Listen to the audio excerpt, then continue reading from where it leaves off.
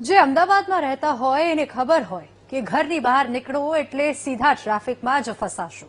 ગાડીઓ એટલી વધી ગઈ છે અને એની સામે રસ્તાઓ જાણે ટૂંકા પડી રહ્યા છે તેવું લાગી રહ્યું છે। ઓફિસે જવું હોય કે ઘરે પાછા આવવું હોય, શહેરના દરેક મુખ્ય રસ્તા પર વાહનોની લાંબી લાઈનો હવે રોજની વાત બની ગઈ છે। સ્થિતિ એટલી ગંભીર છે કે જો વાહનો આ જ ઝડપે વધતા રહ્યા તો આપણું ઇન્ફ્રાસ્ટ્રક્ચર પણ ટૂંકું પડી જશે। ત્યારે સૌથી મોટો સવાલ એ થાય છે કે શું આવનારા 5 વર્ષમાં અમદાવાદનું ટ્રાફિક મુંબઈ અને દિલ્હી જેવા મેટ્રો સિટીઝને પણ પાછળ છોડી દેશે?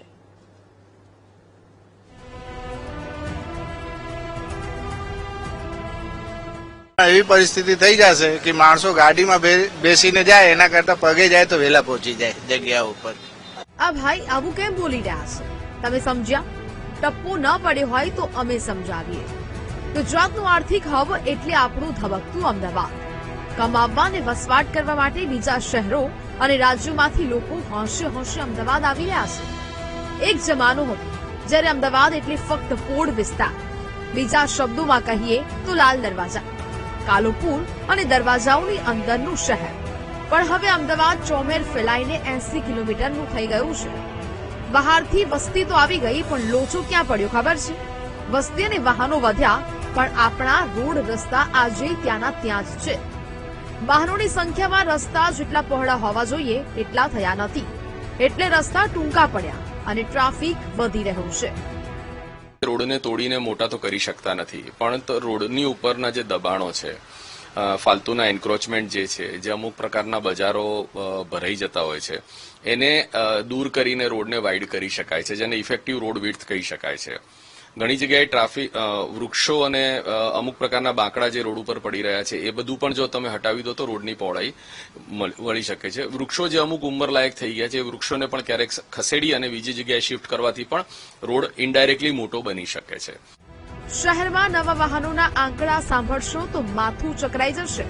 અત્યારે શહેરમાં દર મહિને અંદાજે 1000 નવા ટુ વ્હીલર અને 500 જેટલી નવી 4 વ્હીલ ગાડીઓ રસ્તા પર આવી રહી છે। સ્થિતિ એવી થઈ ગઈ છે કે અમદાવાદમાં દર બીજા વ્યક્તિ પાસે પોતાનું એક ટુ વ્હીલર છે। હવે તમે જ વિચારો, માણસો કરતા ગાડીઓ વધારે હોય તો પછી ટ્રાફિક સિગ્નલ પર પીક અવર્સમાં અમદાવાદ નગરી અટકી જ જાય ને? મંથલી ઓન એવરેજ ગણીએ તો અમદાવાદના અંદર ટુ વ્હીલર લગભગ 18 થી 20,000 ગાડીનું વેચાણ દર મહિને થતું હોય છે, એટલે વર્ષના અંદર 2.5 લાખ જેવું વેચાણ થાય। અને આપણે કારની વાત કરીએ તો લગભગ 5 થી 6,000ની એવરેજ સેલ્સ હોય છે, એટલે લગભગ વાર્ષિક 75,000નું વેચાણ અમદાવાદમાં કારનું થતું હોય છે।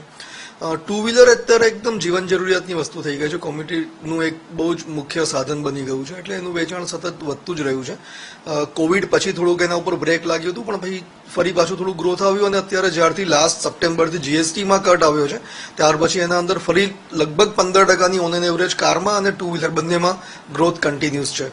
આ કટોકટીમાંથી અમદાવાદને બચાવવું હોય તો તંત્રએ યુદ્ધના ધોરણે રસ્તાઓ પરથી દબાણો હટાવીને તેને પહોળા કરવા પડશે। સાથે જ શહેરના વ્યસ્ત 4 રસ્તાઓ પર વધુમાં વધુ અંડરપાસ અને ફ્લાયઓવર બનાવવા જ પડશે। એ વગર હવે છૂટકો જ નથી। પણ હા, બધો જ માંગ સરકારનો જ કાઢવા જેવો નથી। અમદાવાદીઓએ પણ થોડું જાગૃત થવું પડશે।